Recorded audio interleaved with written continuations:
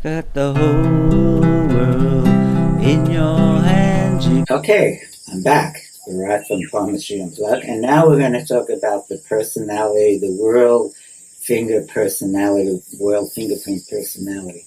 So now, when you have 5 or more whorls in the hand, it brings up a certain situation. It means that when the person comes into this life, when they pop out of their mommy's belly, they're already coming in quite developed from whatever they've been doing in their other lives. Like they've done a lot of creativity and business and social skills or whatever.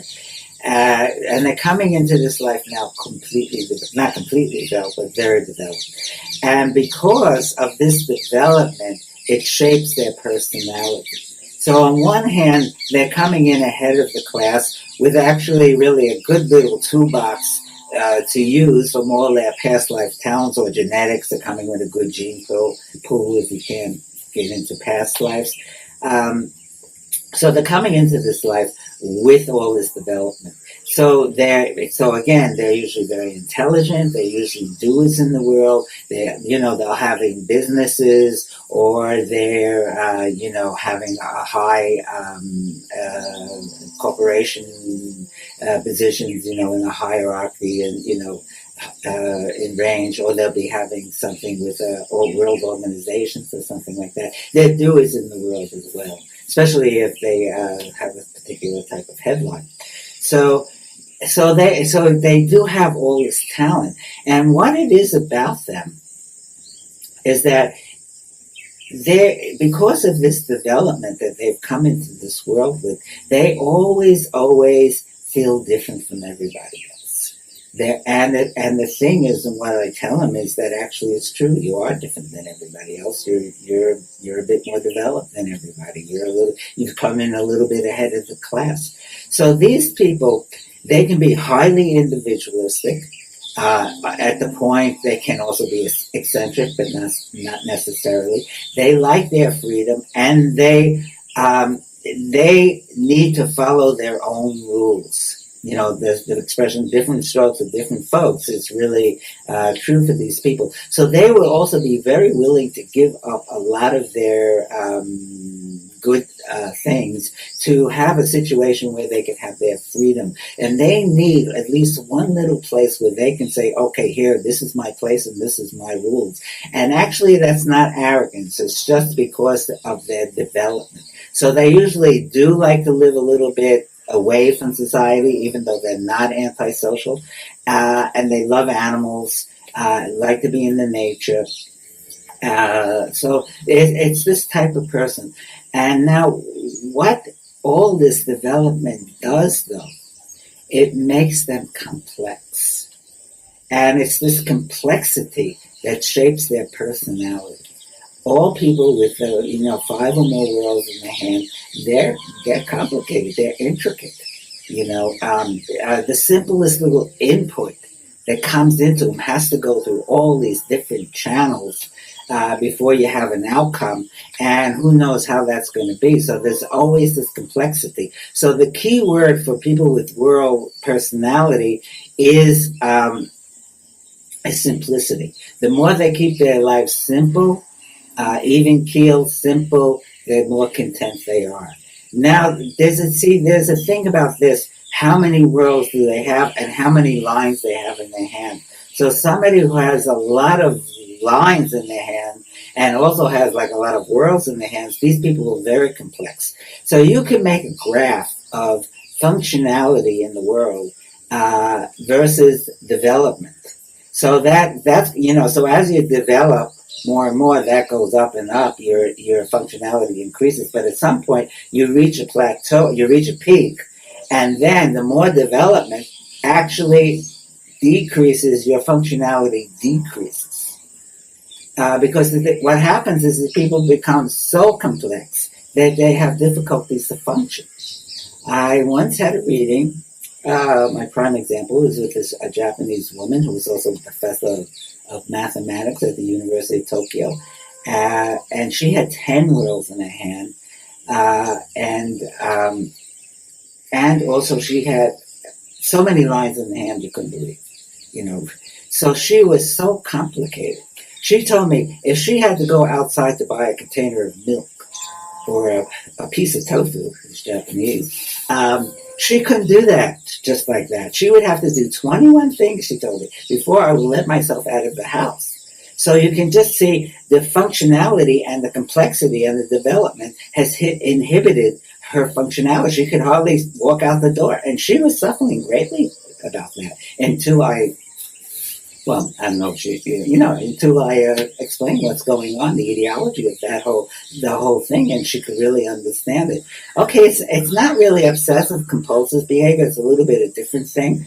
But it in a way it is obsessive in a way, but it's because of the complexity of the person. So it depends on what level or what point in that bell curve a person is, and what about their functionality. So somebody who is over the peak, this person, I'm very much suggesting they don't learn anything new, because it's true, because what it is, they came into this world with a really good toolbox.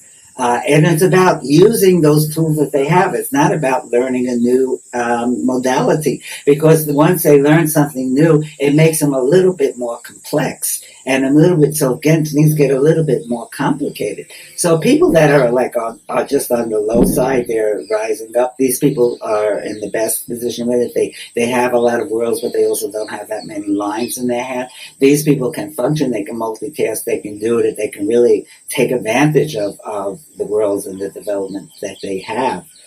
So but the people that go beyond it, there's a lot of complexity that are always there. There, that keyword of simplicity really comes into play, and the thing with, especially with the women that have it, there's some difficulty to find the soulmate. Usually they'll tell me, yeah, I'm with this guy, but I know he's not it.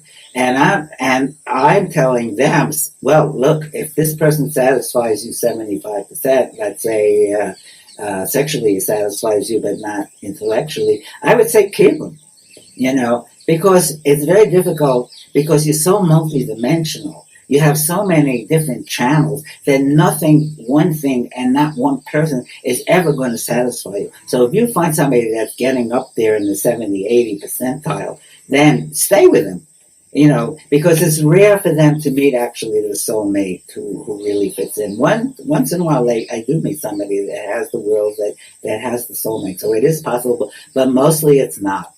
Mostly they're with somebody and then not completely satisfied. So that's the thing, and mostly I see it in women. Of course, I'm working with women mostly, but and they're all doing things in the world. But and once in a while, I get a very avant-garde type of world person that's not doing it in the world, but usually still very intelligent. So that intelligence will always be there, and the complexity will always be there. With these people. And so what happens at all the good points that I pointed out in the last video, they seem to get, because of the complexity, they get a little bit watered down, but they're still having a good effect. If somebody has a lucky world, they have a lucky world, even though it's a little bit watered down with their complexity. So this is the thing about the worlds. Now, it's not like absolutely important for them or mandatory that they help people. Like when they go to St. Peter, they leave the body and they go to St. Peter, and St. Peter won't say, well, did you help anybody? He's going to say, by the way, did you help anybody? So it's not mandatory, but it's actually quite good, because, when these people are young in the school years, they're really wondering, why don't these idiot schoolmates of mine see it? It's so obvious, So they will have that issue, a little bit of the arrogance there that they have to deal with. Because they see things much better than other people do, because they are more intelligent, So this is the thing. Now, you see, on one hand, they have come into this world seemingly ahead of the class, but actually, in evolution, in a way, they're being left back, and because they have spent all their lives creating, which is it's a natural impulse to create, but at some point to me it's a horizontal growth. So you're able to do this and you're able to do that, and you become a good person and whatever you do, but still that to me is horizontal growth. And what these people have not done is their spiritual growth. They haven't grown vertically, where they've gone beyond the mind, body, personality and gone this way. And that's what these people in the final analysis are needing to do. It's not about, becoming a violin maestro, virtuoso. It's not about having a double PhD, MD, PhD, or, it's about, going this way. So that's also that I do point that out to people in the end that, you've done it all in all your lives. Now it's like you have to discover what else is there, what else is in the vertical, not just the horizontal. Okay, so that's the Whorl personality, and there's always a lot to discuss when you see them. So I enjoy to have them, and this is like, almost 100%. I can even say 100% accuracy on this. It's always the case. Always.